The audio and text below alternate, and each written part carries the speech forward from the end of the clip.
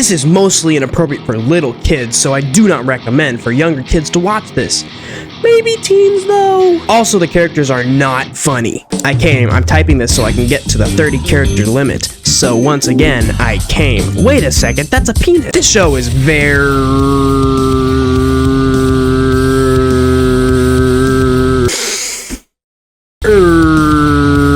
bad. Wait a second, these are all reviews for the Hannah Montana show. So my friend told me to watch this new Velma show that came out, and let me tell you, I don't know what all the fuss is about. It's so edgy, all the characters are bad and they suck. This isn't what Scooby-Doo is about. The liberals are taking away Scooby-Doo from us. What's next? Clifford? Honestly, my main problem with this is that it's not a TV show. It's a movie.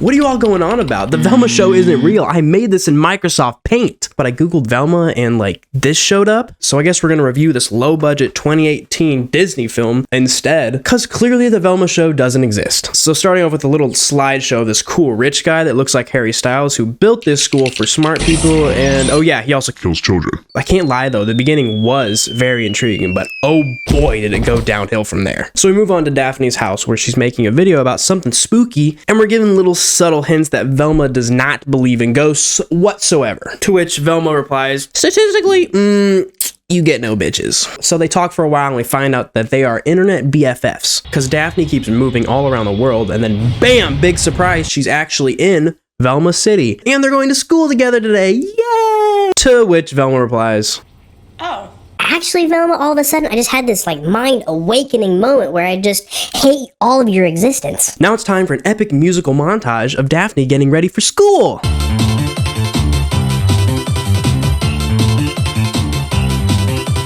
Holy shit, I want and need that. I have a terrible sense in fashion. So Daphne is this happy-go-lucky, my life is perfect, I have so many friends, where the f are my socks, Dad? Who's only gotten A's in school for her entire life. That actually doesn't make sense. And now we move on to meeting her parents, and we find out that her mom actually works for Harry Styles. And we also get this gem. I'm just so thrilled to finally meet Tobias Bloom. Hashtag job goals. Dude, dead ass, his mom got me dead. Low-key down bad because she got fire vocab. She definitely the top G. This mom trying to relate to her daughter hits different, and she is not to be slept on. Mom got me salty because I ain't that goated with the sauce. She understands the assignment. Those are the moons of Saturn. Well, this movie is mooning me with how ass it is. Suddenly we're back to Velma, and she is pissed. Her best friend, and come to find out her only friend, is coming to hang out with me. Oh, the horror. Daphne gets dropped off at school, and she sees Velma walking into school. She proceeds to wave and call out to her best friend, but unfortunately she gets ignored like me every time I try and text someone on Tinder. Reply to me, please. We then get introduced to a new character who just walks up to Daphne creepily and just stares at her for an awkwardly long time. Oh, hey, what's up? Are you Daphne? Uh-huh. Yeah? Oh, okay, no. Oh, no, okay, it's fine. I can go introduce myself a better way.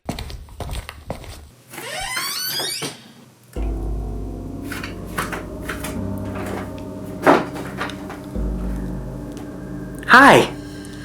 Are you Daphne?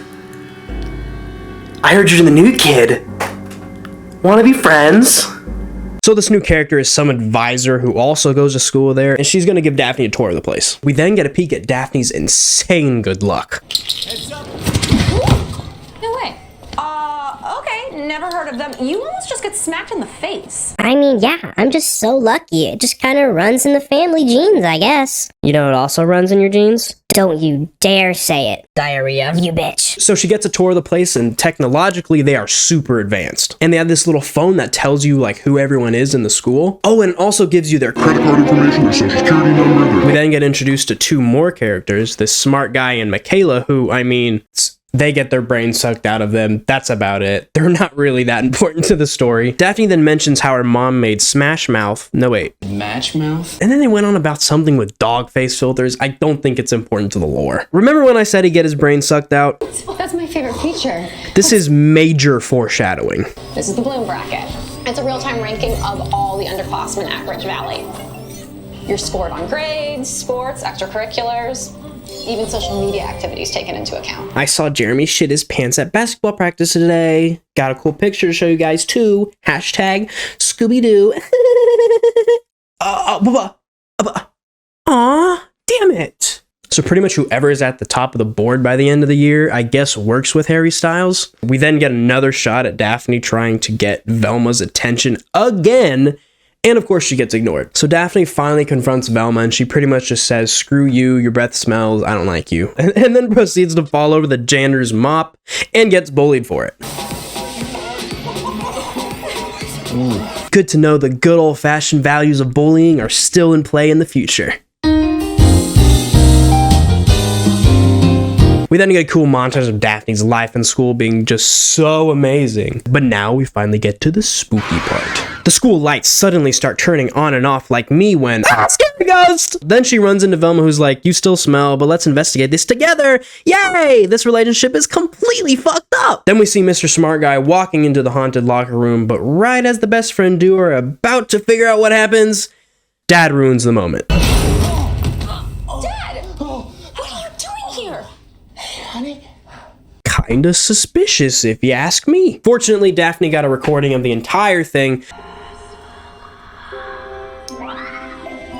Save 15% or more on car insurance by switching. So Daphne takes her dad home, and then we are finally given the biggest plot twist since Sony actually listened to their audience and changed this monstrosity of a Sonic. I so wanted your life to be perfect that I made sure it is. Every first day of school, every test, I was always there. You're not the luckiest girl in the world, kiddo. Our guide for new students. Heads up! Legitimate tulip, you're my favorite band. So her dad's been stalking her from the very beginning. Ever since you were born, honey, I just knew you'd be so brain dead that I'd have to help you throughout life. Remember that time when you were scrolling on YouTube and you'd always find the perfect video to watch? That was me. Constantly stressing about making videos so that the YouTube algorithm wouldn't fuck me over. Please subscribe! Or that time when you went out with that one guy named Darwin to prom? That was me. When you asked him to dance and he told you all he knew was the nay-nay and the Fortnite dance? That was me! And when you told him, oh my gosh, Darwin, you're so hot, I wish all the boys were like you, and then you kissed him? That was me! The next day, basically everything is going wrong for her. She stepped on gum and got hit by a wall, but even throughout all that, we are still given a golden line from this movie. That's a bold color choice. Turns out my dad was my clothing closet. Huh? And you probably don't have one of those. Turns out you don't have one of those. Which one, Daphne? Which one? A closet or a dad? So yeah, then he kind of just left one day and never came back. Dang, that sucks. Anyways, did you ever get that new iPhone? Yeah, I don't think I got one of those. Oh. Just like your absent father? My dad tried, okay? He was not absent. I know. Calm down. He was just fathering remotely. So it turns out big smart science guy is now really stupid, and all I can say is, I'm good. honestly, nothing suspicious about that at all. Let's just move on. Daphne and Velma get in a big fight, so they're forced to sit in the double-decker couch, except it's not double, but it is blue though. And then it turns red and forces them to make out. I mean make up! I'm sorry, Daphne. Oh my gosh. Finally! Now that they're best friends again, it's time to solve this mystery. We find out that whoever this bad guy is, that they've been targeting all the #1 students. And super conveniently, this school stud is actually part of a long family heritage of #1 students. So they choose this little chump as their culprit. But before we get to that, Harry Styles is in the building, guys! Yeah! Now, Mr. Rich Guy has this ingenious idea to 3D print food. But wait a second. If we go back to the very beginning, Big Science Smart Guy said that this was his idea. So imagine your phone could make a pie.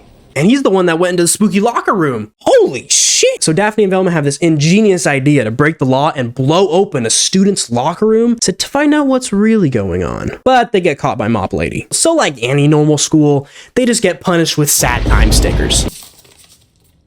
Shame stickers. How do you feel?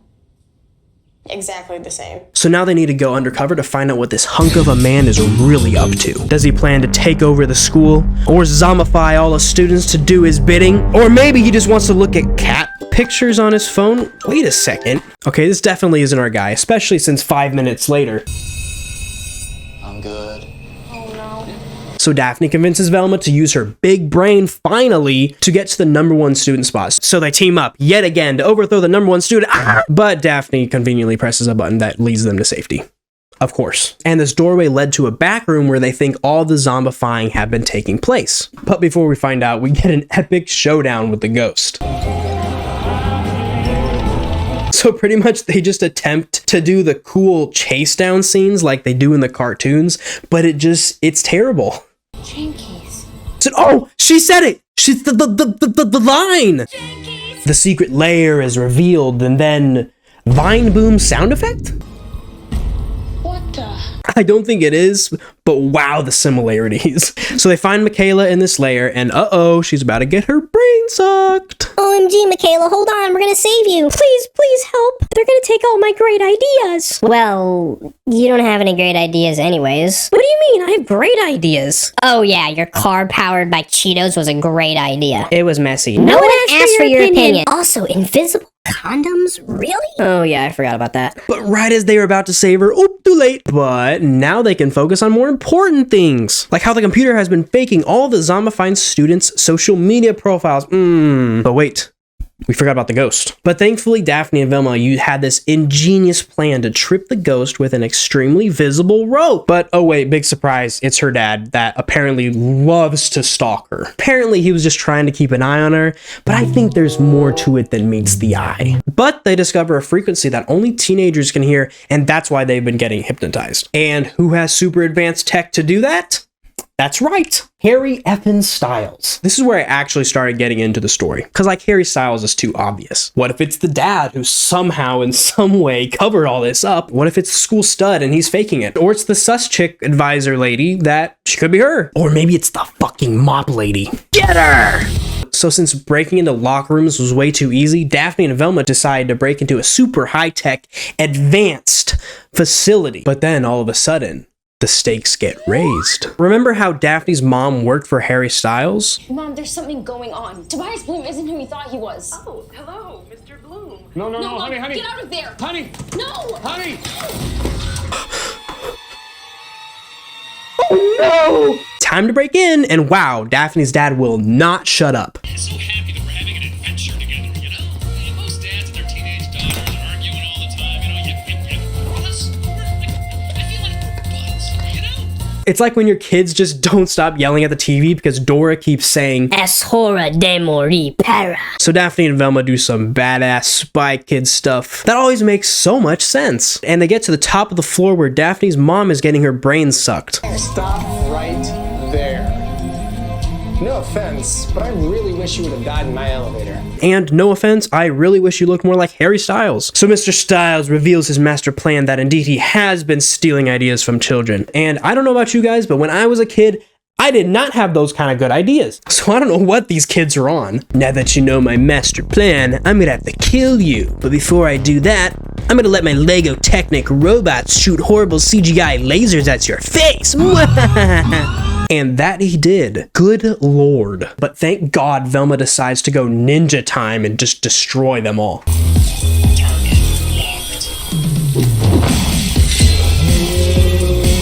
And also, I scuffed one of my boots kicking your robot, so I need you to get on top of that because my allowance is pretty low. Do it, V. Yeah. He's a... No! Harry Styles isn't real! So now obviously someone had to be controlling him. And look who it is, it's the sus advisor. Well, then why aren't you zombified? Well, because Well. She switched up so fast. Oh my gosh. And of course we have to get the most well-known line of the series. I would have gotten away with it too, if it weren't for you meddling kids. And yeah, that's pretty much it. Now let's rate this beauty. Now this movie has some of the worst lines in cinematic history. Hashtag job goals. Even Morbius pales in comparison. It's Morbin time.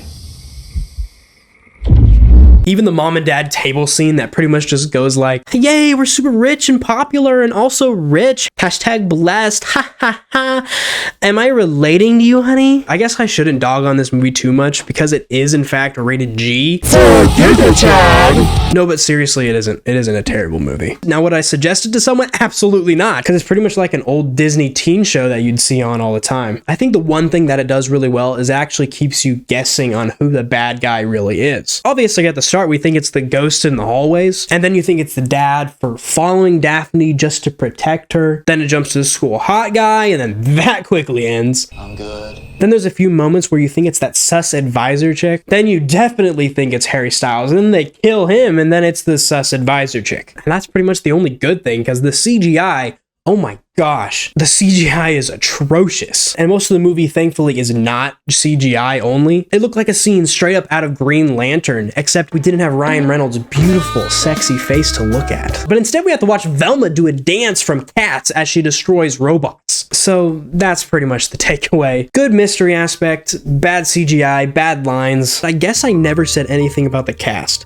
Okay, it has a decent cast. The cast they don't seem like the problem of this movie. It would have been better if the dad was the bad guy, if I'm being honest. It would have made it so much more interesting. Ha ha ha, take this L, kids. Hashtag loser.